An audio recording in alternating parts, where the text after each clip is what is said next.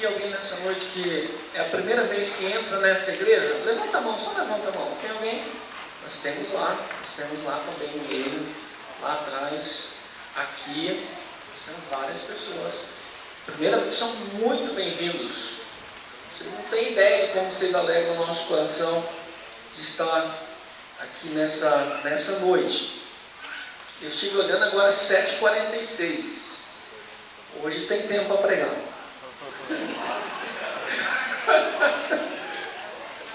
Amém? Muito bem. Irmãos, mas é claro que a gente prega, o tempo é mais ou menos sempre o mesmo. Tinha um pastor, o pastor Tim Keller. Eu quero pensar um pouco sobre um livro que estou lendo por causa da questão dos estudos. E ele conta que ele foi realizar um casamento entre um norte-americano e uma jovem latina, aqui da América do Sul. E está tudo preparado para o casamento, ele chega, o noivo já está esperando, o horário, dá o horário e nada da noiva aparecer. Aqui não acontece isso. Ele espera, meia hora depois, a noiva chega, como se nada tivesse acontecido, e aquela festa, e de um lado os americanos irritados, que povo irresponsável, como pode meia hora de atraso? E o latino todos felizes, né? Que legal, joia, nossa filha casando. O que aconteceu ali? Aconteceu um choque cultural. Aconteceu um choque cultural. Os latinos privilegiam relacionamentos. Os americanos privilegiam outro tipo de coisa, a responsabilidade, a produtividade. E na verdade eu não estou dizendo que os latinos estão certos em se atrasar, não estou dizendo que os americanos estão errados de querer o horário ou certo porque ficaram irritados. Mas a verdade, irmãos, é que a maneira como nós interpretamos a palavra, como nós vemos as coisas, a igreja, nem sempre é igual entre todos. E por isso se torna muito interessante a interpretação da palavra.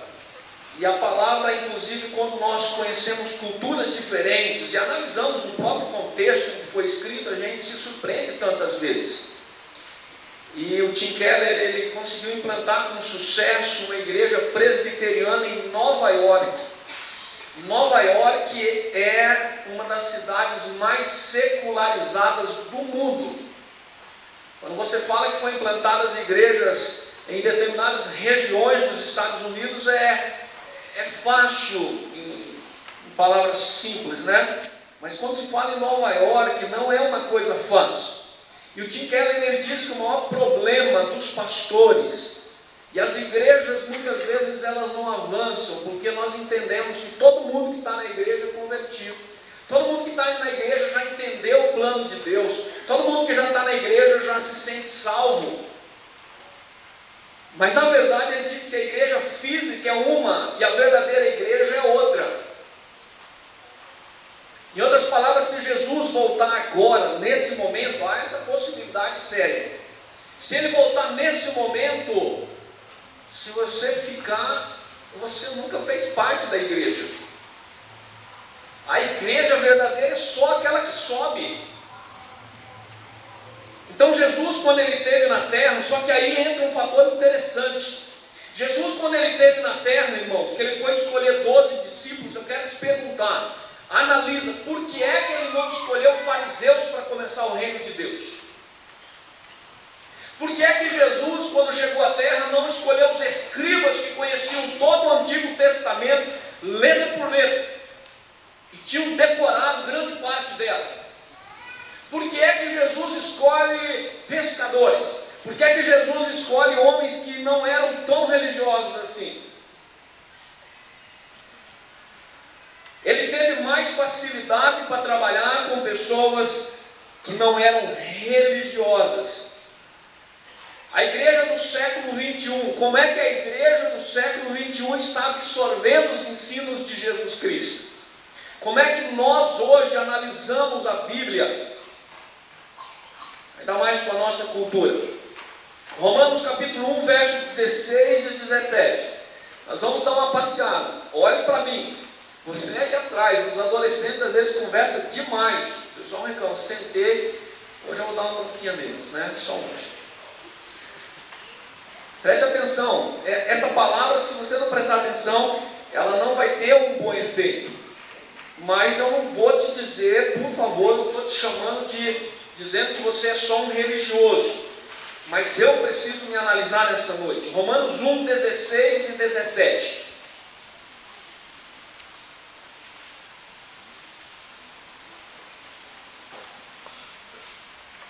Nós vamos dar uma passeada na Bíblia. Diz assim: porque eu não me envergonho do Evangelho, pois é o poder de Deus para a salvação de todo aquele que crê, primeiro do judeu e também do grego. Porque no Evangelho é revelada de fé em fé a justiça de Deus, como está escrito, mas o justo viverá da fé. Amém? Deus, é muito importante, ó Deus, que nós venhamos a compreender, ó Deus, a Tua palavra. Eu quero te agradecer por homens como Tim Keller, ó Deus, que tira a sua vida para escrever das suas experiências, ó Deus, e que nos enriquece tanto. Mas queremos te agradecer principalmente pela Tua palavra, Deus. A Tua palavra que é viva está ao nosso alcance, Deus. Nos dá uma compreensão vinda do Teu Espírito nessa noite, Deus. Em nome de Jesus. Amém. Você pode dizer como Paulo? Você pode dizer como o apóstolo Paulo: eu não me envergonho do Evangelho? Quando Paulo escreve nesse contexto, o Evangelho era muito satirizado. O Evangelho era visto como uma loucura. O Evangelho era visto como algo para pessoas idiotas. Porque o idiotar é um termo referente a pessoas sem conhecimento, sem cultura, pessoas totalmente ignorantes. Isso é um idiota. Então o Evangelho não era algo que podia ser levado muito a sério. E aí o apóstolo Paulo então diz: eu não me envergonho do Evangelho. E o apóstolo Paulo era alguém de uma cultura fenomenal. Talvez comparando os dias de hoje, o apóstolo Paulo seria o Luiz Saião, um homem que fala hebraico fluentemente no nosso meio. Não se envergonha por quê? Porque o Evangelho é o poder de Deus para a salvação. Sem Evangelho não há poder. Sem Evangelho não há poder de Deus na vida da igreja. Então a igreja, se ela quer realmente se despertar, ela precisa ter 4 itens fundamentais. A igreja precisa ser vibrante na sua adoração. Ela precisa entrar na igreja com sede de adorar a Deus.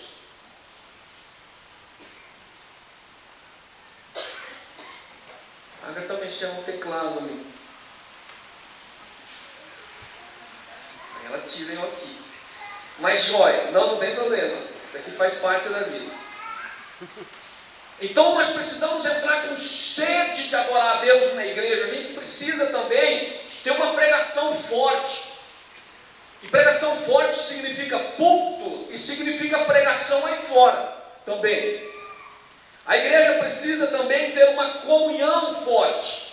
Se não há comunhão na vida da igreja, a igreja ela não vai avançar.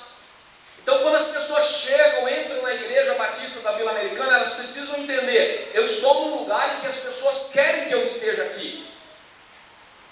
E ela precisa ter uma vida de oração vibrante. Ela precisa realmente querer. Então, irmãos, o que eu quero pensar não são esses 4 itens. Eu quero pensar 3 maneiras que existem de responder a Deus. 3 maneiras que o ser humano tem para responder a Deus. Um dos erros, então, que nós achamos é que normalmente nós enxergamos 2 vias. Nós entendemos que ou nós seguimos a Deus e fazemos a sua vontade, ou nós rejeitamos e fazemos a nossa vontade. Então, ou a gente aceita Deus e procura fazer a vontade dele, ou então nós rejeitamos a Deus e fazemos o que bem entendemos. Mas na verdade, não é assim que funciona. Na verdade, nós rejeitamos a Deus quando nós rejeitamos a sua lei, nós vivemos como queremos. Então, se você diz, a Bíblia para mim não serve, a Bíblia diz que não é para que eu tenha vício, mas eu vou ter vício. A Bíblia diz que eu não posso adulterar, mas isso eu não levo esse ponto a sério. A Bíblia diz que é para que eu seja fiel a Deus, mas eu não vou ser fiel em dinheiro. Dinheiro não. Então existe aquele grupo que ele faz isso. E existe aquele grupo que rejeita a Deus quando abraça e acata a lei para ser salvo. Então algumas pessoas dizem, eu para ser salvo eu tenho que seguir a Bíblia. E se eu seguir a Bíblia, eu vou ser salvo, então eu preciso ser bom, eu preciso cumprir tudo que está aqui dentro. Mas esse grupo também não está certo. O problema é que a rejeição do Evangelho em prol do moralismo, quando eu rejeito o Evangelho de Jesus, em que Jesus fez, não sou eu que faço, é Jesus quem fez, e eu me torno então um moralista, parece que eu estou fazendo o que Deus quer. Quando eu digo assim, eu sou salvo porque eu sou um bom crente, aí parece que Deus gosta. Mas na verdade não existe apenas duas maneiras, existe três. Primeiro, é o caminho da irreligião. Segundo, é o caminho da religião. E terceiro é o caminho do Evangelho. Em qual dos três você está? O Tertuliano, ele fala que assim como Jesus foi crucificado entre dois malfeitores, o Evangelho também é sempre crucificado entre esses dois erros fatais: a religião e a irreligião. O Evangelho também é crucificado entre o moralismo e o relativismo, entre o legalismo e o antinomismo, para quem gosta de palavras estranhas. Mas vamos para as vias. A primeira via é a via da irreligião. Eu não sei se nós temos um grande grupo de pessoas aqui que tomaram a decisão, eu nunca vou ser crente. Eu vou na igreja, o cântico lá é legal, é um povo que não bebe, não fuma, é um bom ambiente, então eu vou lá. Mas eu não vou ser crente. Eu não preciso disso. Entre esse grupo tem o pessoal do Salmo 1, aquele que zomba de Deus, aquele que escarnece de Deus. A Bíblia diz que a gente não pode estar nesse grupo de escarnecedores.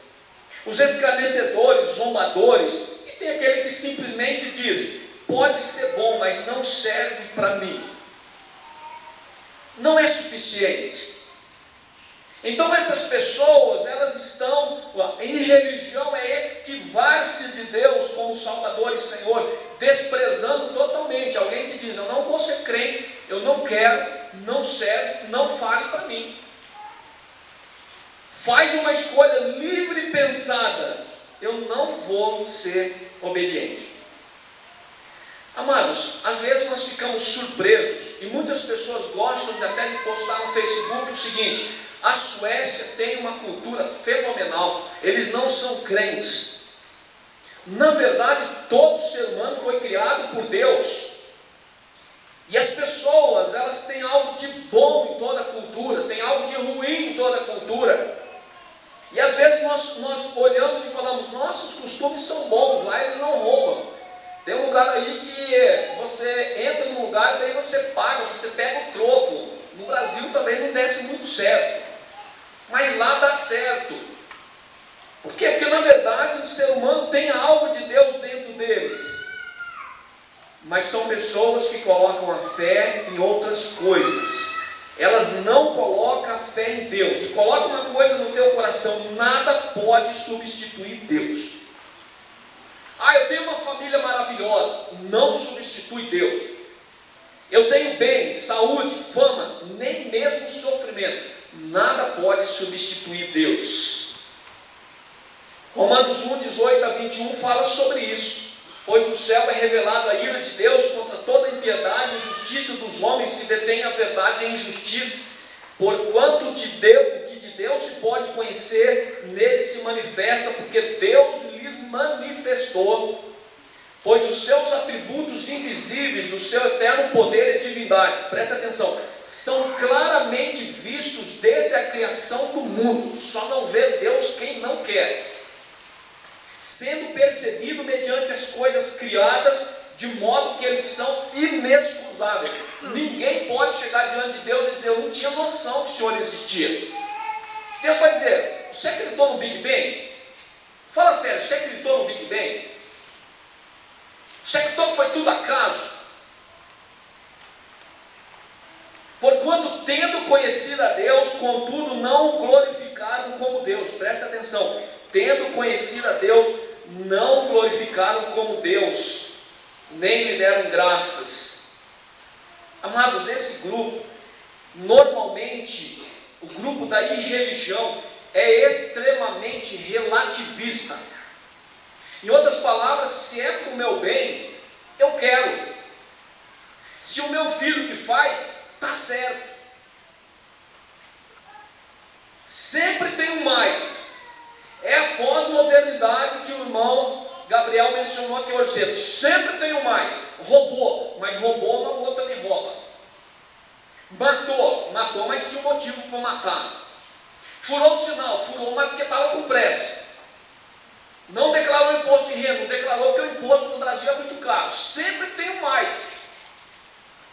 A religião, ela coloca sempre um mais, porque Deus não está no projeto. Mas esse grupo a gente deixa quieto. A segunda via, a segunda resposta que as pessoas dão para Deus, é uma resposta muito perigosa. É uma resposta chamada religião. O termo religião, por si só, religare do latim, ele tem um entendimento bom, um significado bom. Religar algo a Deus é uma coisa boa. Só que religião pode ter um sentido muito negativo. Romanos 3, de 9 a 12, o apóstolo Paulo diz assim: pois que somos melhores do que eles? De maneira nenhuma. Pois já demonstramos que tanto judeus como gregos, todos estão debaixo do pecado. Como está escrito: não há justo nem sequer um. Não há quem entenda, não há quem busque a Deus. Todos se extraviaram, juntamente se fizeram inúteis. Não há quem faça o bem, não há nenhum só. Dois grupos religiosos. Os judeus eram extremamente religiosos, os gregos eram extremamente religiosos.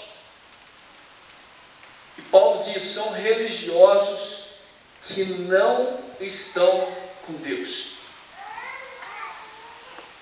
São religiosos, mas que não estão entendendo que não há justiça. Eles não estavam agradando a Deus. Irmãos, a religião normalmente ela está associada ao moralismo. E o moralismo é quando nós nos esquivamos de Deus como Senhor e Salvador, e nós queremos nos salvar pelos nossos próprios méritos, criando uma justiça moral, de uma tal forma que eu apresento para Deus um esforço de eu mostrar que Ele deve algo para mim. Deus, eu te sirvo há tantos anos. É um filho religioso. Eu te sirvo há tantos anos e o Senhor não me deu nem um bezerro. Deus, eu sou um crente fiel. Como é que o Senhor não está dando as coisas para mim? A religião faz com que eu coloque Deus contra a parede e diga: eu mereço isso. Eu mereço casar bem. Eu mereço passar no vestibular. Filho dos outros não merece, mas eu mereço. Já viu crente bom quando fica doente? A gente não aceita. A gente diz: como pode uma pessoa tão boa? O que ele fez de errado? Não podia ficar doente. Porque a religião, ela nos nos coloca acima de Deus. Na religião eu decido o que pode ou não pode, quem aceita ou não é aceito. Na verdade, irmãos, o Deus da religião sou eu, mesmo que eu diga que o contrário. Mesmo que eu diga o contrário. Na religião, é interessante que nós dizemos o tempo todo, Deus ama todas as pessoas. Mas a religião ela é tão terrível que nós definimos o padrão do tamanho da saia. Nós definimos o corte de cabelo. Nós definimos o que uma pessoa pode usar ou não usar, segundo nós decidimos. E apesar da gente dizer que aceita toda pessoa, se entrar uma prostituta ali agora, nós vamos olhar para ela e vamos dizer, essa mulher está no lugar errado. E talvez o único que acolha ela nessa noite seja Jesus.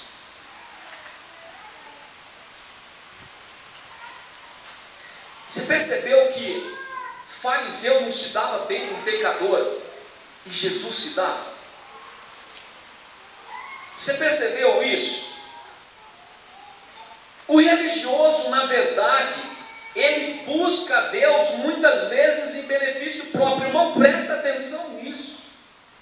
Eu até falei de manhã, avisei, o irmão Gabriel vai pregar aqui, eu não sabia o que ele ia pregar, o meu está aqui escrito.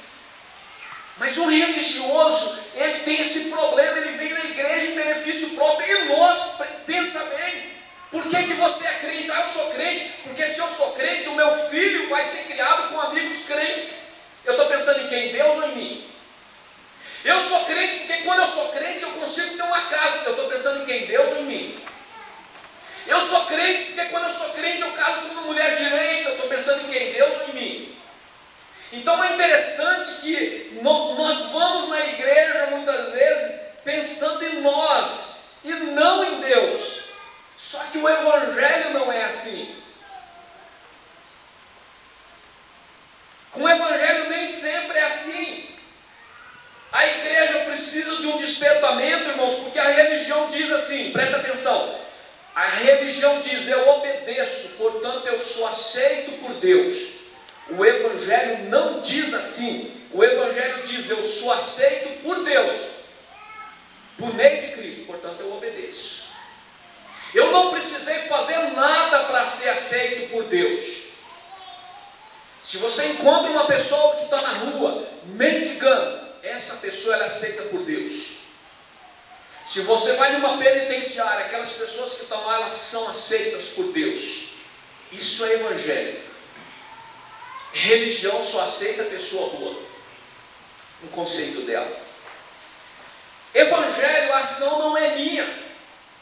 Eu só aceito mesmo que eu não faça nada. Mas eu faço algo justamente por isso, porque Deus amou e morreu no meu lugar. Não é possível que alguém que morreu no meu lugar, hoje alguém passou aqui a cena de manhã, um filme aqui, um pedaço de bolo, reparte um pedaço de bolo aqui, né? Eu acho que é para ilustrar dízimo e oferta ali, dá um pedaço de bolo para eles, dá um pedaço de bolo, não sobrou nada para Deus. E alguém falou, mas tu não vai dar nada para Deus? O cara falou, não. Falei, rapaz, foi Deus que te deu o bolo inteiro. Foi Deus que te deu o bolo inteiro. Então Deus morreu no meu lugar. E aí ele diz assim, eu quero que outros também vão para o céu. E aí eu não vou fazer isso? Claro que eu vou fazer.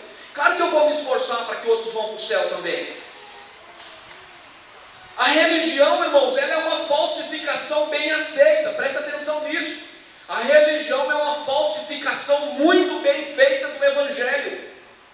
O religioso e o cristão sentam lado a lado na igreja. As suas diferenças acabam sendo notadas muito pouco. O cristão está aqui, o religioso está aqui. Os dois se esforçam para seguir a Bíblia. Os dois se esforçam para orar. Os dois se esforçam para contribuir financeiramente. Os dois querem ter bons familiares. E como é que você vai saber quem é o religioso e quem é o cristão? O que os diferencia são as suas motivações. O O que os diferencia é na hora das provações. O religioso não leva desaforo para casa. Um faz porque entende que é bom para ele, faz sofrendo. Está olhando o relógio, preocupado com o tamanho do sermão. Não que precisa gostar do sermão, né? Tem sermão que é chato mesmo. Tudo que faz para Deus é sacrifício. O outro faz porque quer agradar a Deus. Então faz com alegria, mesmo que com danos. Essa é a diferença, irmãos. Essa é a diferença. Sabe aquela frase? Ah, não, eu tenho que liderar uma célula. Isso é coisa de religioso. Isso é coisa de religioso. O cristão diz a seguinte frase: eu estou empolgado, eu vou servir a Deus dirigindo uma célula. Eu sei que Deus está comigo. Está morrendo de medo, está tremendo ali. Mas ele diz: isso é um privilégio. Isso é um privilégio servir ao meu Senhor. Essa é a diferença, irmãos. Essa é a diferença entre evangelho e religião. O grande problema é que os fariseus eram o povo de Deus no passado. Por isso é fácil sair da condição de cristão para ser um religioso. É fácil sair, quase chegar na graça. Mas alguém chega e diz: rapaz, tu vai ser crente, mas tu vai ter que fazer uma série de coisas que Deus quer que tu faça para ser salvo. E a Bíblia diz que você precisa fazer só uma. Não, para ser salvo, rapaz, você tem que... Tem gente que diz que olha aqui e diz: eu não sou salvo porque eu fui caminhar. Tem, conheço. Aqui não, né? O pastor Ed René, ele pregando um sermão sobre o domingo, o dia do Senhor, o que os crentes fazem no domingo? E aí eles estavam falando um pouco sobre a questão de religiosidade. E ele disse o seguinte: um religioso, ele é interessante, como ele diz assim: eu vou lá na igreja, mas para ele o culto começa às 7, Deus começa a falar às 7 horas da noite e é em ponto, ali começou. Quando termina 9 horas, Deus parou de falar. Para o cristão, o culto, irmãos, é o dia inteiro. É o antes do culto, você já está cultuando.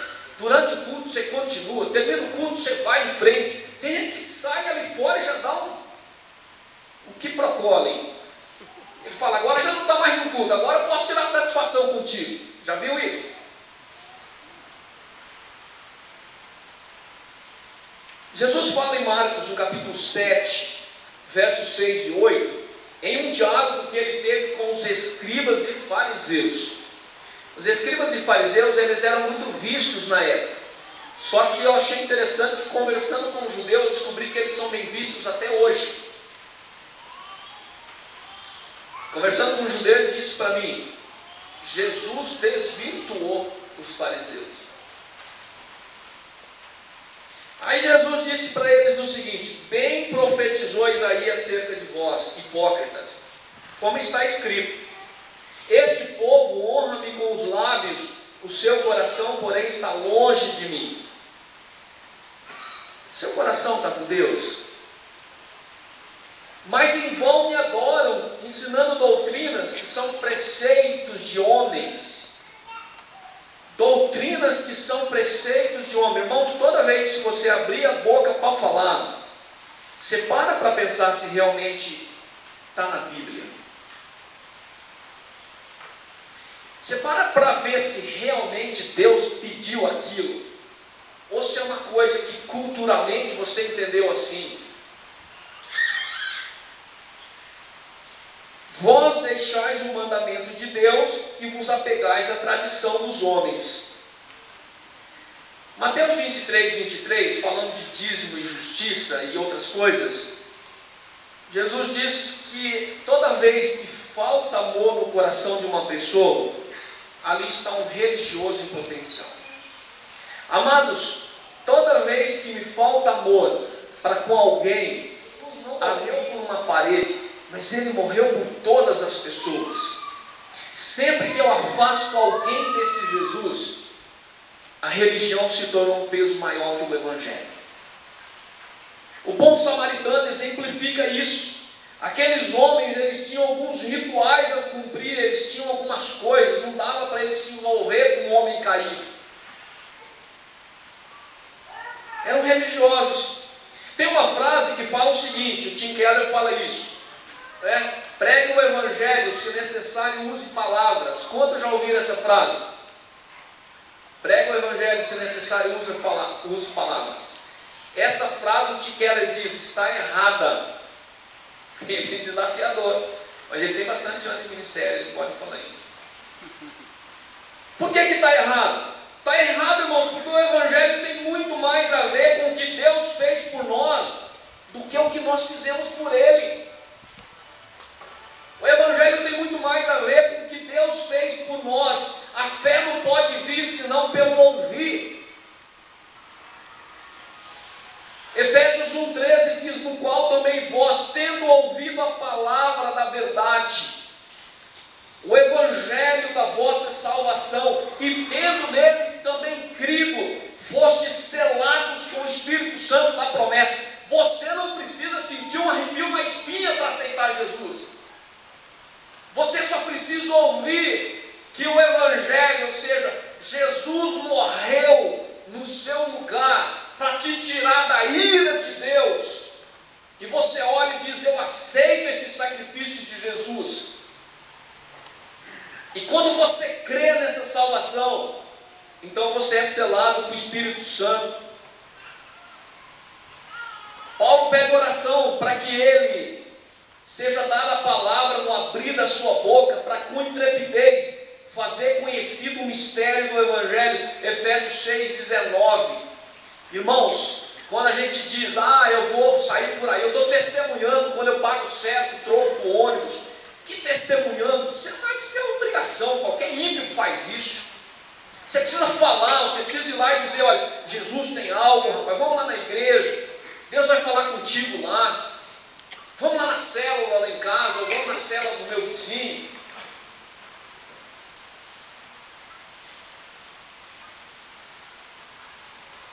Paulo fala em Colossenses 1,23 do Evangelho que você ouviu. Mas sabe qual é o problema? É que o ponto forte da religião, como eu disse, é o moralismo. Então é muito fácil confundir religioso com cristão. Religioso normalmente usa gravata, não é vermelha, mas usa gravata, bem certinho, tudo bem alinhado. Aí você fala, esse cara é um santo em casa. Chega lá, ele vai ver o que ele vê, né? É só ver como se vestem os muçulmanos, irmãos. Presta atenção nisso. Como é que se vestem os muçulmanos? Quer adotar os costumes para as mulheres cristãs? E olha que aqui nem é tão calor, né? Todo religioso vive de aparências. Você pode até repetir isso se quiser. Eu vou pedir para fazer em voz alta, que a gente não gosta. Mas todo religioso vive de aparência. Irmãos, religião não é buscar Deus para ser salvo. Religião, na verdade, é usar Deus como meio de obter a própria salvação. Isso é religião. Evangelho, sim. Evangelho é quando você chega até Deus e Deus te dá da água da vida, como a irmã pregou essa semana passada. Te dá. Eu te dou. Não, mas eu tenho vários maridos. Não, estou te dando água para você não precisar ter mais marido. Agora você vai ter a alegria do Evangelho no seu coração. Agora você vai ter o que você precisa. Normalmente nas parábolas, nas histórias vividas por Jesus, a pessoa menos religiosa se conecta com mais facilidade a Jesus. Você já percebeu isso? Você já percebeu como um novo convertido se lança aos pés de Jesus sem perguntar muito? E o cristão, você tem que fazer uma campanha ferrenha para tirar de casa para vir no culto de oração. A mulher que ungiu os pés de Jesus, todo mundo olhou e falou, essa mulher é pecadora. Jesus falou, essa mulher está virando agora uma adoradora. O endemoniado gadareno, todo mundo olha para aquele homem e diz: puxa vida, esse homem não pode nem pensar em entrar na congregação do templo. Jesus liberta ele e aquele homem se torna um pregador da palavra. Está lá em Lucas 8, verso 39. A mulher samaritana recebeu Jesus prontamente. Nicodemos teve que ir para casa pensar. Religioso é aquele que hoje no final, se for fazer um apelo, ele vai pensar se ele quer aceitar Jesus. Ele diz que tem Deus, mas ele vai pensar se ele quer Jesus. Isso é religião. Você acha que não precisa, que é suficiente o que você está fazendo. A religião, ela é forte, ela é tão forte, que mesmo pessoas que aceitaram o Evangelho, volta e meia, preste atenção nisso, só se sentem bem se fizer algo para o Deus em troca da salvação. Eu não gosto de ir no culto de oração, mas eu vou lá, porque se eu não for, eu vou ser abençoado por Deus. Não, venha no culto de oração. Mas Deus já está te abençoando, né, filho? Aí é negociar. Não há o que a gente possa fazer. E tem mais uma coisa. Isso eu achei fantástico. A religião coloca o que chamam de cânon dentro do cânon. Vamos explicar melhor. O religioso, irmãos, todo esse livro aqui é um livro inspirado por Deus. Para o religioso, ele pega uma passagem e ele valoriza mais do que as outras passagens. Já viu crente fazendo isso? Ele pega uma passagem, um religioso, e ele diz: não, isso aqui é importante. Aí quando diz do amor ao próximo, ele diz: não, isso aqui Jesus estava falando, mas não era tão sério. O religioso, ele tem essa capacidade. Ele pega um texto bíblico lá e diz: a mulher tem que ficar calada na igreja, ou esse é meu. Não quer nem saber se um dia Paulo disse que em Jesus, irmãos, negócio de mulher, não mulher, grego, não grego, judeu, não judeu, vira tudo uma coisa só. Então, Tim Keller diz: o problema do religioso é que ele faz um cano dentro do cano. Teve um presidente americano, me perdoe, se não foi um presidente, mas realmente alguém fez isso. Toda vez que tinha uma passagem na Bíblia que condenava ele, ele arrancava a folha fora. Teve? Ele tirava aquela folha. Essa folha não me serve. E ele foi tirando. Infelizmente, irmãos, muitos acham que Deus os aceita porque eles são bons, porque são honestos, porque conseguem fazer mais coisas que as outras pessoas conseguem.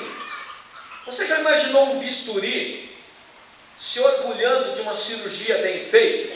Você consegue pensar nisso?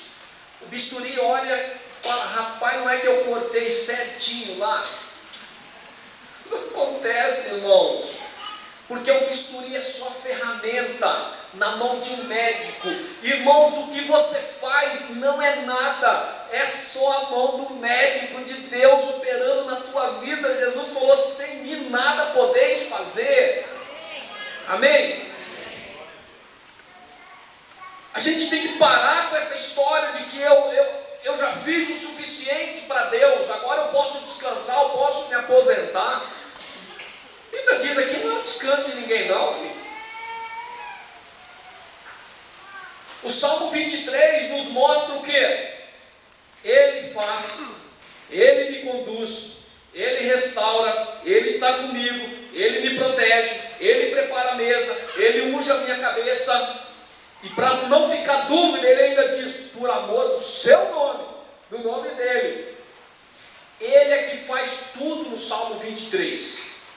E faz por amor a Ele ainda. Não é por causa da nossa justiça, não. Poucas pessoas têm conhecimento suficiente para saber que você é aceito, porque Jesus providenciou a justiça que você precisava. E quando você demonstra amor e gratidão, é pela fé.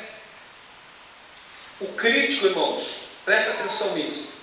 Normalmente se mostra lá no fundo um religioso, tentando se justificar como sendo melhor e mais merecedor do que os outros. Mas vamos para a terceira via, né? Hoje está bom que você não tem um relógio para ver lá, né? O Daniel levantou o relógio.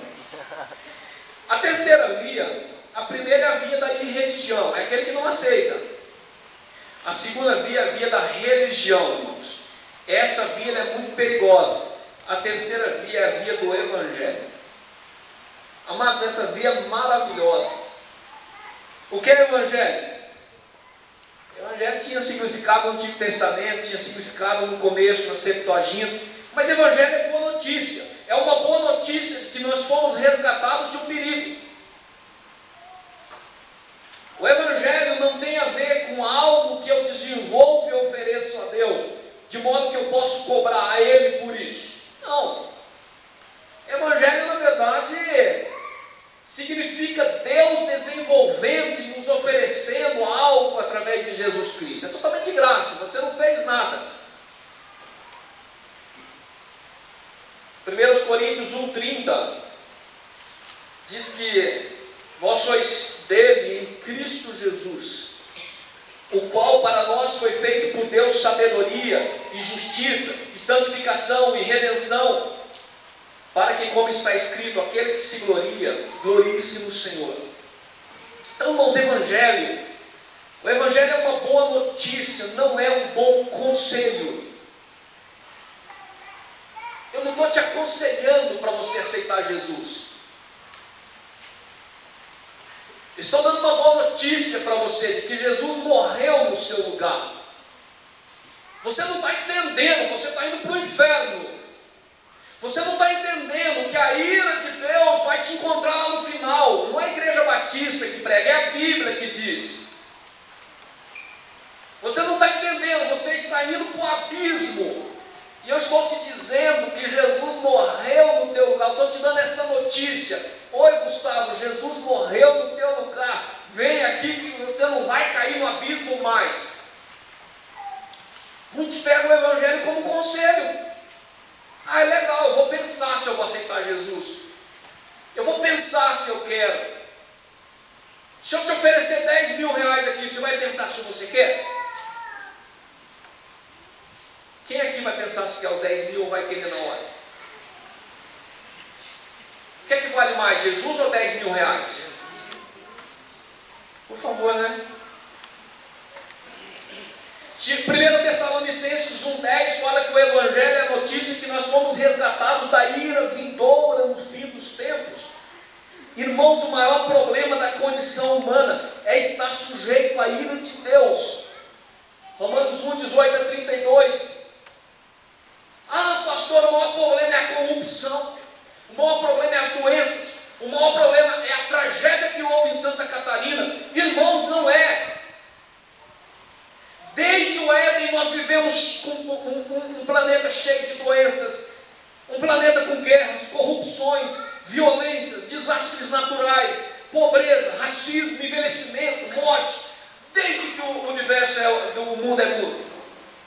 Mas o maior problema não é esse, o nosso maior problema é vertical. É vertical. Evangelho é a boa notícia do que Jesus fez para restaurar o nosso relacionamento com Deus. 1 João 3,14 fala que nós já passamos da morte para a vida. Aleluia! Essa é a boa notícia, irmãos. Se amanhã vai ter mais um imposto aí, vai ter, tá? Da aposentadoria. Não é da aposentadoria, da herança. Vai ter. Mas e daí? Isso faz parte do mundo, irmão. Não é só o Brasil que tem imposto.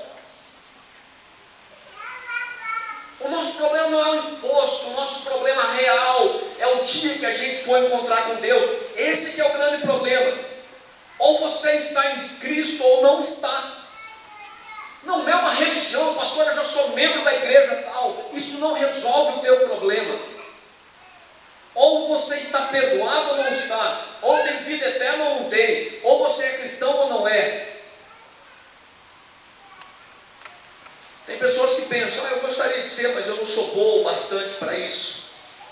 Continua olhando do seu ponto de vista.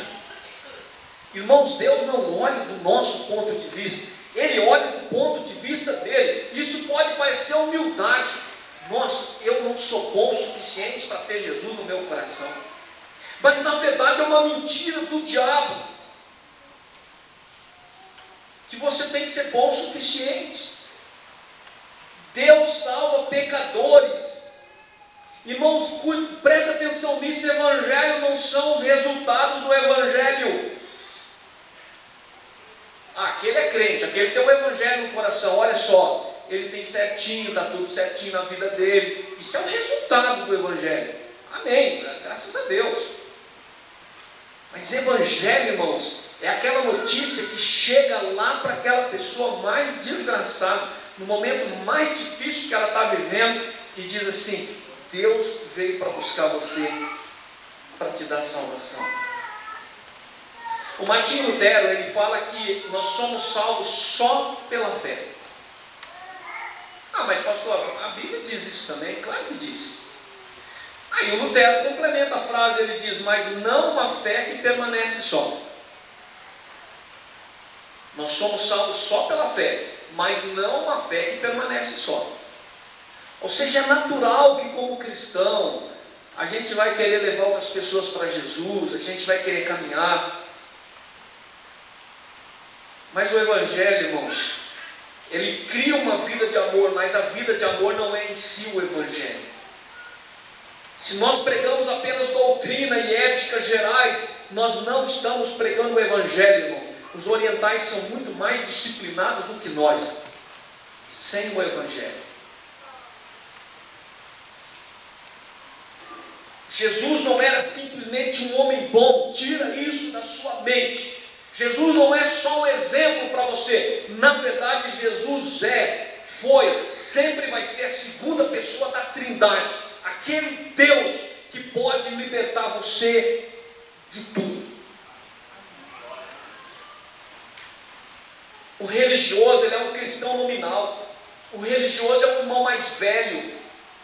Ele está na igreja, mas ele está chateado porque Deus deu uma bênção para a igreja tal. Tal igreja multiplicou a célula, mas a minha igreja não multiplicou. Como Deus do Senhor foi fazer isso comigo?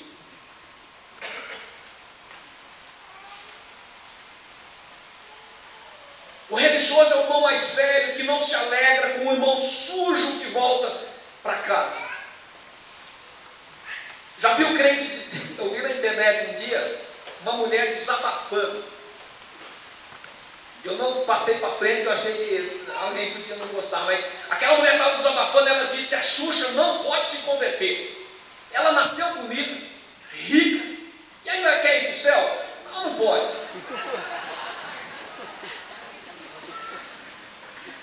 Não pode ir para o céu. E é sério. Ela estava revoltada quando falaram que a Xuxa se converteu. É um religioso. É um religioso. O religioso normalmente ele é revoltado, mecânico, soberbo e inseguro. Mecânico. Deus faz só porque eu quero que Deus faz. Nós fomos criados, irmãos, com pessoas nos convencendo que nós somos melhores que as pessoas que estão fora da igreja. Acho que eu levei a sério a questão do tempo. Não, mas está cedo. Nós vamos terminar mais cedo hoje. É por isso que a igreja muitas vezes é rejeitada, irmãos. Porque muitos acham que o problema está no cristianismo. Mas o problema não está no cristianismo. O problema muitas vezes está na igreja. A igreja, ela entende uma coisa, mas ela passa uma outra coisa lá fora. E qual é essa relação entre os três? Primeiro, Deus tira o homem do pecado. O restante sempre é consequência. Esse sempre foi o padrão de Deus. Primeiro Deus tirou Israel do Egito. Depois eles guardariam o conserto. Está lá em Êxodo 19, verso 4 e 5. Israel não tinha feito nada. Deus disse: eu vou tirar vocês daí. Aí quando vocês estiverem aqui dentro, por favor, vocês vão guardar o conserto. O grande problema é que é mais fácil ir do evangelho para a religião do que o contrário. O Martinho Lutero disse que a religião está presente no coração do homem, mas o evangelho precisa ser aceito. Você entendeu isso?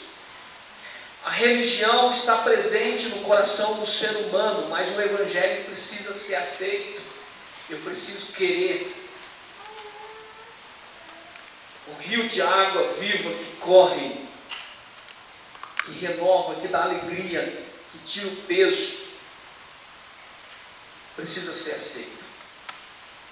Nesse contrato você não coloca cláusula alguma. Ah, pastor, eu vou me converter, mas eu vou me batizar só daqui 3 anos. Ah, eu estou pensando em ser crente, mas eu acho que eu vou colocar para Deus umas coisas que eu tenho que fazer primeiro. Evangelho é obedecer a Deus pela salvação que recebeu. Aquele que gloria, glorie-se no Senhor. Eu quero ir finalizando dizendo que havia um homem que era filho e neto de mulheres cristãs. Ele era filho espiritual de um apóstolo. É uma charada, não é charada. Mesmo sendo seu companheiro em viagens missionárias, ele foi companheiro de cela do apóstolo. Ele, na verdade, foi até mesmo, ajudou Paulo na escrita das 13 cartas. Paulo escreveu uma carta para ele no ano 68 da era cristã. Na verdade, escreveu 2. Como é o nome dele? Timóteo.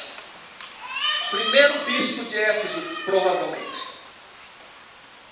Paulo escreveu o seguinte para esse homem tão letrado, para esse homem com um currículo tão grande.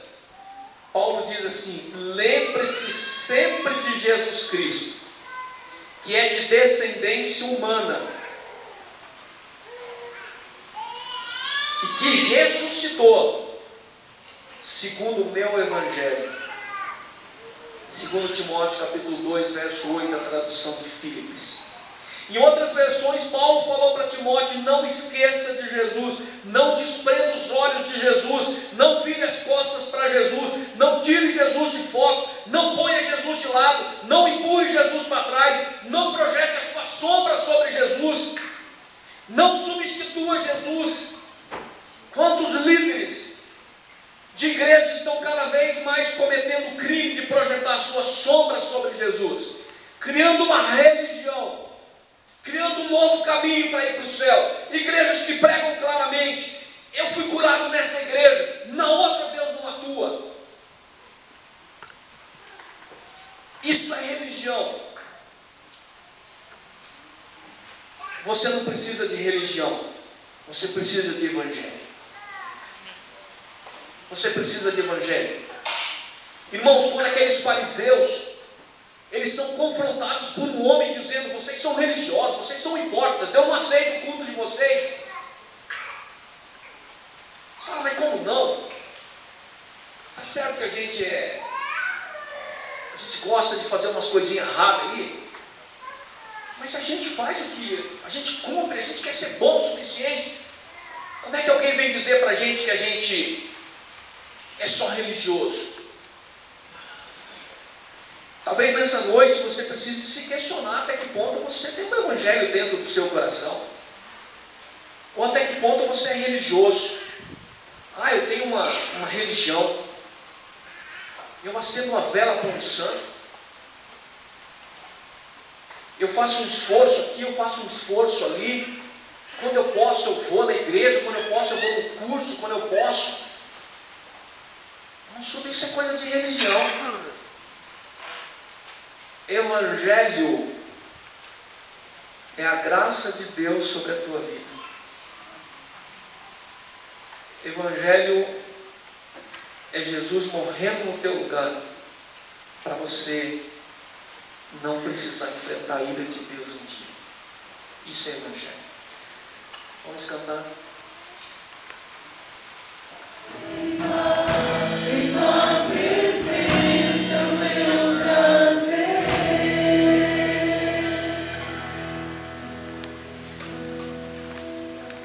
Muito bem, amados. Todos nós somos religiosos.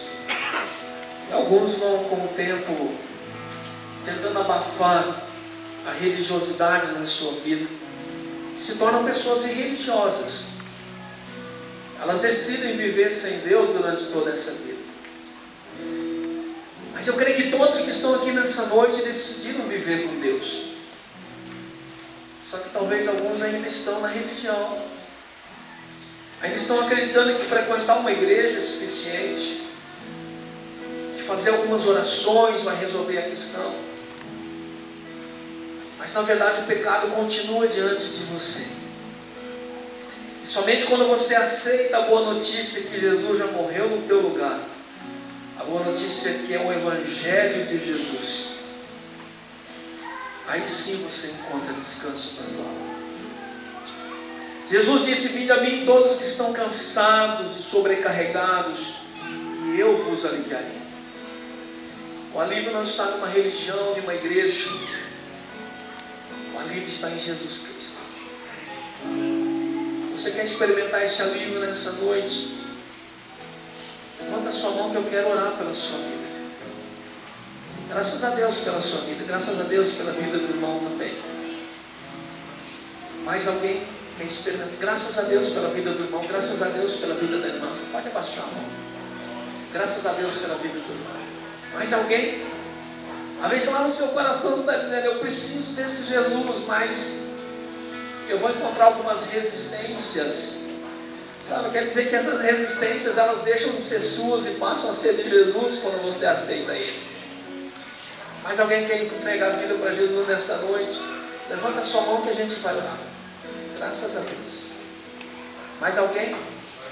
A gente vai orar por você, como igreja, como povo de Deus aqui. Amados, o Evangelho é algo maravilhoso. Ah, pastor, então eu vou aceitar Jesus, vou aceitar o Evangelho. Não existe coisa melhor. Quando a gente aceita o Evangelho, irmãos, viver para Cristo se torna um prazer.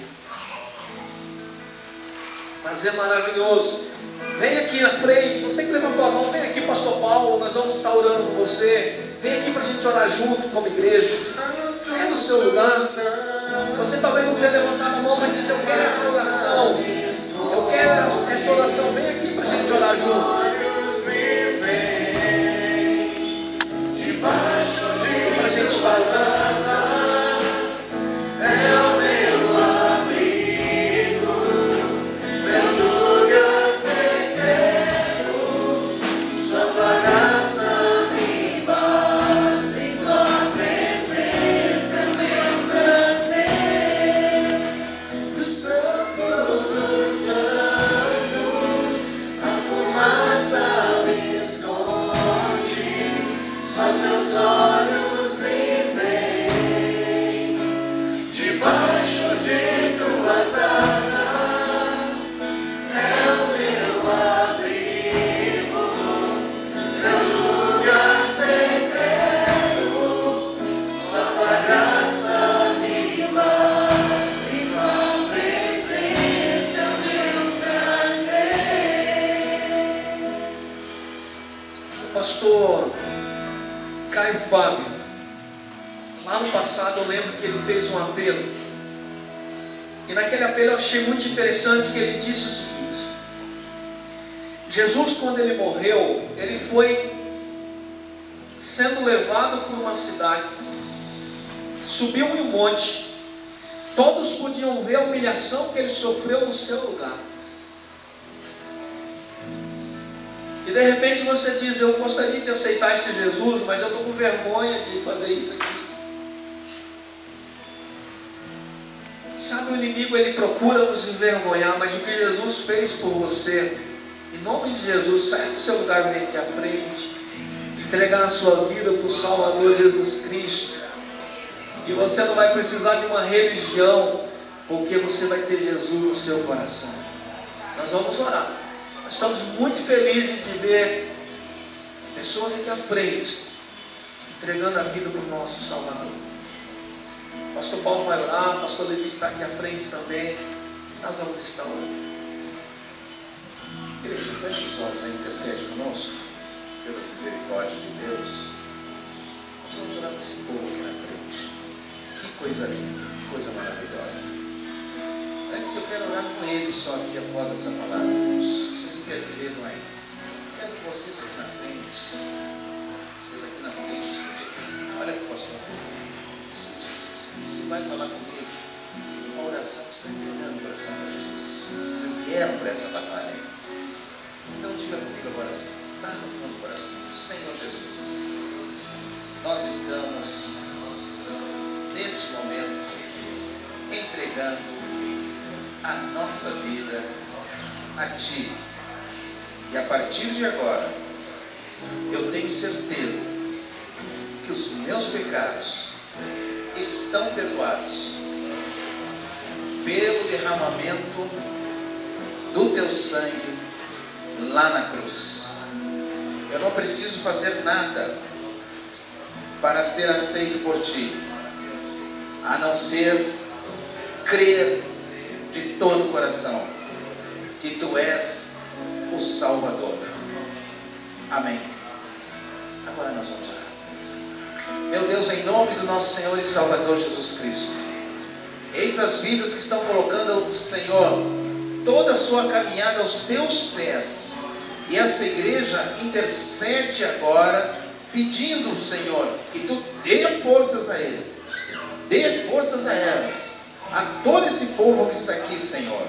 E em cima desta palavra maravilhosa de Romanos, Senhor, capítulo 1, 16, 17, vamos, Senhor, banir a religiosidade em nossas vidas. E eu quero pedir ao Senhor que essa instrução continue frutificando na vida dessas pessoas que estão aqui, Senhor, recebendo a Ti como único e suficiente Salvador. Nós oramos também, porque, meu Deus, nos bancos, Senhor, pode haver pessoas, Senhor, que um toquezinho de religiosidade ainda exista, meu Deus, e não teve até mesmo coragem, Senhor. Mas nós estamos Te pedindo nesta hora, dá-nos graça, para que toda raiz de religiosidade esteja, Senhor, sendo retirado do nosso coração, em o nome do Senhor Jesus Cristo. Você tem uma batalha essa semana, alguém que você quer que saia do hospital, que seja curado, alguma situação a ser vencida essa semana. Só simbolicamente, coloca a mão no seu coração. O pastor Levi vai orar por isso agora, por essa batalha que tu tem essa semana. Se você tem, coloca a mão no teu coração. Nosso Deus, nós continuamos clamando, Senhor. Clamando a Deus para que o Senhor continue a tocar o Teu povo, continue a falar conosco, continue, ó Deus, nos orientar, continue, ó Deus, a mandar o Espírito Santo falar para a gente aquilo que a gente tem que fazer, da maneira mais prática possível, aquilo que a gente não entende, aquilo que a gente tem dúvida. Mas o Senhor tem a certeza que nós precisamos fazer. A Deus, está diante do Senhor a vida dos Teus servos, do Teu povo. Está colocando diante do Senhor as batalhas, as dificuldades, as lutas, os problemas que estão atravessando, ó Pai. A primeira batalha é que o inimigo se interpõe entre o Teu povo e o Senhor. Essas pessoas que estão aqui à frente hoje, ó Deus, pedimos que o Senhor esteja protegendo, porque o inimigo vai dar bote, vai atacar, mas a Deus proteja, livre dessa batalha, livre, ó Deus. E as batalhas que nós temos no nosso dia a dia, Teu povo, a Tua igreja, as lutas, ó Pai, problemas de saúde, problemas financeiros, problemas na família, problemas, ó Deus, com filhos, drogas talvez, com emprego, problemas, ó Deus, de relacionamento, ó Pai, problemas interior, espiritual, pessoas que talvez essa noite quisessem se entregar a Jesus, mas ainda teve dúvida, teve medo. Essas batalhas, Deus, em nome de Jesus, nós pedimos, em nome de Jesus, Pai, que o Senhor venha ao encontro, que o Senhor venha, ó Deus, em defesa, que o Senhor, ó Deus, mostre Teu poder, que o Senhor, Deus, revele as situações que nós precisamos aprender do Senhor essa semana. Nós oramos em nome de Jesus. Obrigado, Deus, por tudo que o Senhor tem feito, Pai. Nós queremos, ó Deus, que o Teu Espírito tenha liberdade no nosso meio, Deus. Que haja um mover do Senhor no nosso meio, Deus. Pai Santo, que o Senhor tenha liberdade, ó Deus, como o Senhor está tendo hoje, ó Deus, de atuar na vida de cada um, Deus. Colocamos o nosso país diante do Senhor, Pai. Dá-nos sabedoria como povo do Senhor, ó Deus, em cada postagem de internet, em cada opinião dada, ó Deus, para que sejam contribuições, ó Deus, verdadeiras, ó Deus. Mas eu quero pedir pela diretoria dessa igreja, ó Pai, dá-nos uma unidade muito forte, ó Deus, que tenhamos um único objetivo, ó Deus, que é a glorificação do nome de Jesus, Pai. E que a graça do nosso Senhor Jesus Cristo, o amor de Deus Pai e a comunhão do Espírito Santo sejam com todo o seu povo aqui presente e com todo o seu povo na face da terra. Amém. Que Deus abençoe a cada um de nós. Amém.